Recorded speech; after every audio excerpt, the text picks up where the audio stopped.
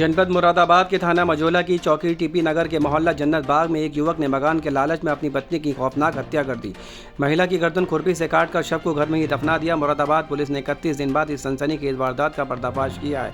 मामला 18 अप्रैल 2025 को तब सामने आया जब पूनम नाम की महिला ने अपनी बेटी तबस्सुम के लापता होने की शिकायत थाना मझोला में दर्ज कराई। वरिष्ठ पुलिस अधीक्षक सतपाल अंतिल के निर्देशन में पुलिस अधीक्षक नगर कुमार रण विजय सिंह के मार्गदर्शन और क्षेत्राधिकारी सिविल लाइन कुलदीप गुप्ता के पर्यवेक्षण में तत्काल एक विशेष टीम बनाई गई। इस टीम ने मृतका के पति रिहान उर्फ शाने आलम से पूछताछ की तो वह बार बार बयान बदलता रहा। मनोवैज्ञानिक तरीके से पूछताछ करने पर आरोपी ने चौंकाने वाला खुलासा किया। उसने बताया कि 12 अप्रैल को उसने अपनी पत्नी तबस्सुम की ईंट से सिर कुचलकर और खुरपी से गर्दन काटकर हत्या की और लाश को सीढ़ियों के नीचे दबा दिया। सिर को गागन नदी के पास फेंक आया ताकि पहचान न हो सके। इस जघन्य अपराध के खुलासे में अहम भूमिका निभाई थाना मझोला प्रभारी निरीक्षक राम प्रसाद शर्मा, क्राइम इंस्पेक्टर जयप्रकाश सिंह और चौकी ट्रांसपोर्ट नगर प्रभारी नरेंद्र कुमार ने। इनके साथ चौकी जयंतीपुर प्रभारी प्रमोद कुमार और मझोला थाना टीम के अन्य पुलिसकर्मियों ने मिलकर शव, सिर, खुरपी और मोबाइल और आधार कार्ड बरामद किए।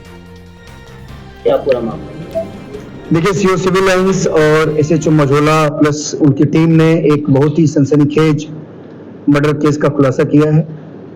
इसमें थाना मझोला पर 18/4/2025 को एक महिला के द्वारा अपनी बेटी की गुमशुदगी लिखाई गई थी। उनका ये कहना था कि उनकी बेटी 12 तारीख से जन्नत बाग जो थाना मझोला में स्थित है वहाँ से गायब हैं, नहीं मिल रही हैं और शादीशुदा हैं। उसके बारे में सीओ सिविल लाइंस और इंस्पेक्टर मझोला की टीम लगी। उसमें सर्विलांस और हमारे जो एसओजी की टीम थी, सबने अपनी अपनी भूमिका निभाई और लगभग 1 महीना से पहले ही इस घटना का खुलासा हुआ है। इसमें बेसिकली जो मृतका जो गुमशुदा थी, उनकी शादी 1 साल पहले उनकी दूसरी शादी एक व्यक्ति के साथ हुई थी जिसका नाम शाने आलम उर्फ रेहान है, जो डिंगरपुर मैनाठेर का रहने वाला है। और ये शादी करने के बाद जो गुमशुदा थी उनके साथ ये जन्नत बाग में उनके गुमशुदा के मकान में रह रहा था।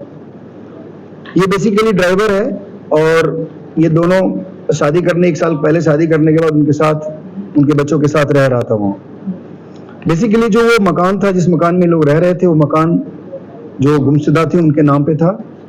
और ये जो उसका शादी करने वाला जो पति था शाने आलम उर्फ रेहान, ये इसकी नज़र उस मकान पे थी और इसने उस मकान को हथियाने के लिए ही उससे शादी की थी।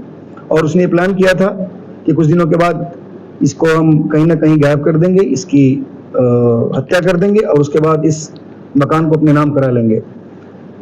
शादी के बाद से लगातार ये उसको मकान को अपने नाम में कराने के लिए दबाव बनाता रहा, लेकिन उसने मना किया। अंततः 12 तारीख को यानी 12/4 को इसमें जिस शादी हुई थी, जो गुमशुदा थी, उनकी हत्या कर दी और हत्या करके शव को उसी घर में वहीं पे छिपा दिया। और उसके बाद शव का एक पार्ट यानी सर पूरे बाकी पोर्शन से अलग करके उसको एक खुरपी के सहारे काट के उसको नदी में फेंक दिया था और उसके बाद वहां से चला गया। जब ये गुमशुदगी दर्ज हुई, हम लोगों ने लगातार बहुत सारे इलेक्ट्रॉनिक एविडेंसेस को कलेक्ट किए, उसमें बातचीत छानबीन की गई। उससे ये संदिग्ध प्रतीत हो रहा था। इसके बार बार इस रेहान उर्फ शाने आलम को बुला करके पूछताछ करने का प्रयास किया जा रहा था, ये नहीं आ रहा था। अंततः ये कल यानी 12 तारीख को ये आया और इससे सघनता से पूछताछ हुई। इसने स्वीकार किया और इसके निशानदेही पे जाकर के उसी जो गुमशुदा थी, जो अब उसके बाद 12 तारीख के बाद उनकी डेथ हो गई थी, यानी उनका मर्डर हो गया था, उनका शव उनके घर जन्नत बाग से बरामद हुआ। और उसके बाद वहाँ जो सर जो था, उस सर वहाँ बगल गागन नदी से हमारी फॉरेंसिक की टीम गई और उसने वहाँ बरामद किया। इस प्रकार ये डेड बॉडी बरामद हुई है, यानी जो गुमशुदा थी उनकी हत्या जो 1 साल पहले दूसरी शादी करने वाला रेहान था उसने कर दी थी। इसको हम लोगों ने गिरफ्तार किया है और उस जघन्य हत्या में जो खुरपी था वो बरामद हुआ है।